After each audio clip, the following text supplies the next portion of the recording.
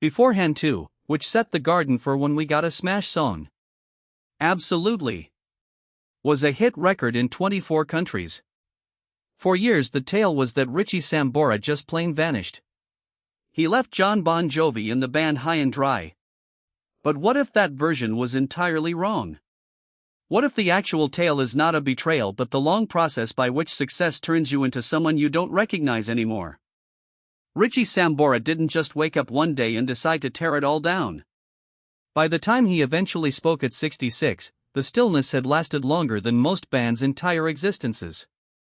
Jon was moving into a point where he wanted to not really be a band. It was not fury or bitterness that actually surprised people. And it was the way he said it, so calm and steady. No ranting, no finger pointing, only a silent fact that the partnership everyone believed was indestructible had been unraveling for years, long before the night he vanished in Calgary. Richard grew up in a tiny house in Woodbridge Township, New Jersey, where nothing came easy and nothing ever went to waste. His father worked long, arduous industrial stints, his mother kept offices running like clockwork.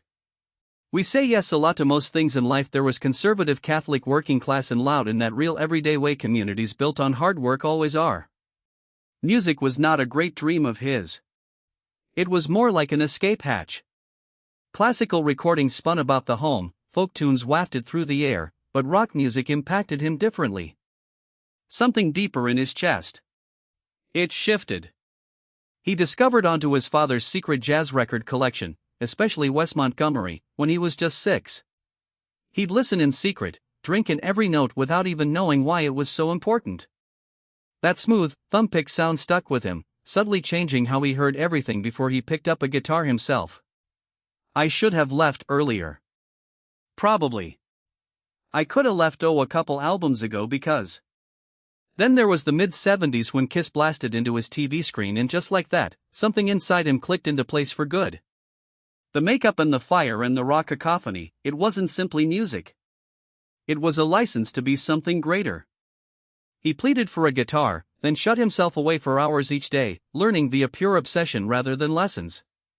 No teachers, no easy way, just endless repetition and grit. He even dropped out of school at 14 for a bit to perform in local punk bands, looking for any kind of stage that would take him, even the ones who wanted to eat him alive. Piece of cake. And you're simply going by your everyday job basically. Those audiences were tough, unpredictable, and the compensation was pretty much nothing. But the lessons were tough and they stuck with him. Rock music wasn't pure and safe. It wanted all of you, and if you weren't ready it let you know in a hurry. His first paid job was in a bar where fights broke out smack dab in the middle of his solo and he didn't stop playing. He was standing there, terrified, trapped, running on pure instinct. That night proved to him what live music is actually all about. Pure chaos miraculously held together by rhythm. By the time he was in his late teens he was pushing harder than most grown adults, establishing bands, beginning minor hustles and figuring out the business side before any real success came his way. Failure kept happening. Bands broke up, gear broke down, and deals disappeared along with the money. But he didn't fold every time. He shifted, settled, kept shifting. In the early 80s he was still grinding it out when he stepped up to audition for Kiss. For a second it actually felt like fate was setting things up just so. But then it went out.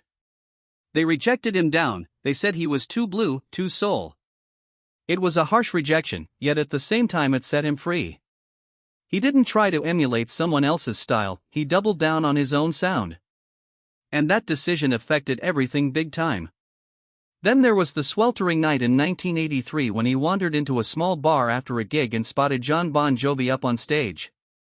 When Richie jumped in and started to play, the whole room changed in an instant. You could sense it. Something real clicked right there in front of everybody.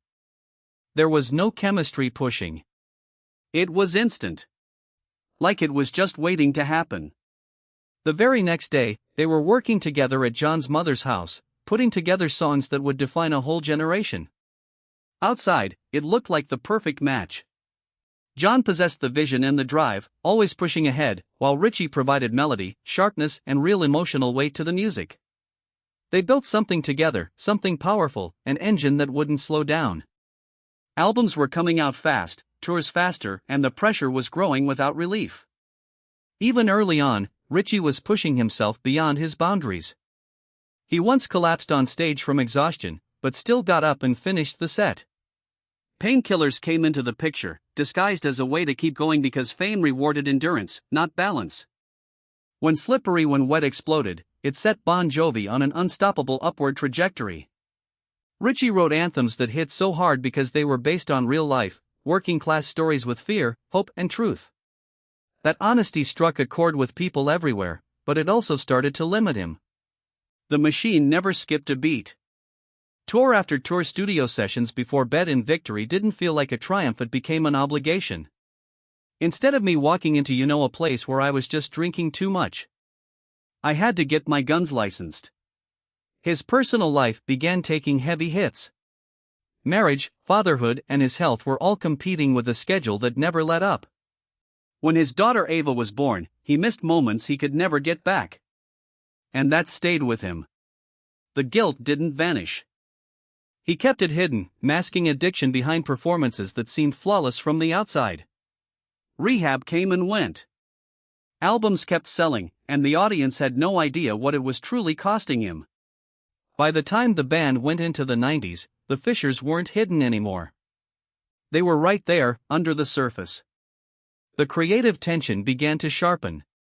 Richie wanted more blues, more space, more feeling in the music, whereas Jon pushed for momentum and bigger energy. Both sides made sense, they were both totally exhausted. Richie's solo projects offered some breathing space, but they also made one thing clear. He felt as if he were locked inside what he'd later call a corporation, not a band. And then in 2012, the rail break began quietly. Richie came back expecting things to feel the same, ready to write like he always had. But he stumbled into something else entirely. 30 songs were already written without him. Then came the moment that really hit. He was told not to worry about songwriting anymore. No big argument, no loud fallout, just a quiet push to the side that said everything without saying much at all. After 3 decades of building music together, that kind of silence felt colder than any fight ever could. The sound didn't feel like his anymore. The process wasn't his, and the bond he thought could never break suddenly felt conditional. Then came Calgary in 2013, and everything shifted fast. Just hours before a sold-out show, Richie was gone. No message, no warning, nothing. Jon stood alone in front of 20,000 people, appealing the crowd for support while chaos spread through the arena. Rumors sprang off fast, spinning every kind of scenario. For years, people presented it as him walking away without looking back. But the truth was heavier than that. Richie had gone to be with his daughter. She needed him, and for once, he chose family without checking in with the machine first. That decision changed everything. The stillness that followed simply made the gap larger. Weeks stretched into years, and the apologies came later, both in public and behind the scenes. When the documentary ultimately showed Richie admitting he handled things wrong, viewers witnessed something you don't usually receive. Real accountability without the drama. No excuses, no performance, just honesty. Jon was hurt, and Richie didn't deny that for a second. He recognized it, but at the same time, he didn't regret his choice because to him, the alternative option meant losing himself altogether. Life after Bon Jovi wasn't louder or bigger. It got smaller, quieter. And that was exactly the point. He established a different kind of existence. He got married again, formed a relationship based on actual creativity instead of pressure, and started writing music without deadlines hanging over him. He wrote dozens of songs on his own terms, toured in a way that actually felt human, and showed up for his kid in ways he couldn't before. The spotlight dimmed some, but so did the weight on his shoulders. By the time he owned up at 66, it wasn't a narrative of treachery. It was about survival in a system that never stops pushing. He never rejected the Bon Jovi legacy. He helped create it. Over 100 million records don't happen without his sound all over them. But he confessed something more.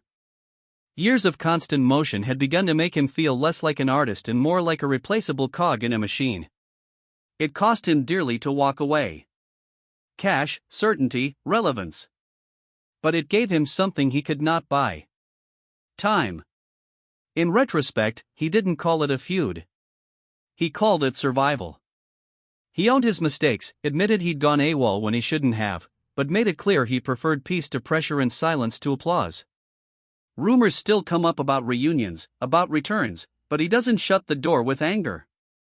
He shuts it quietly, for the knowledge he revealed is not explosive. That's how life is. Sometimes the boldest move is to not be louder. It's knowing when to leave before it all turns to shit. If you made it this far, hit like, drop a comment, and subscribe. What do you think? Did Richie make the correct call walking away, or should he have stayed and fought it out? See you in the future video.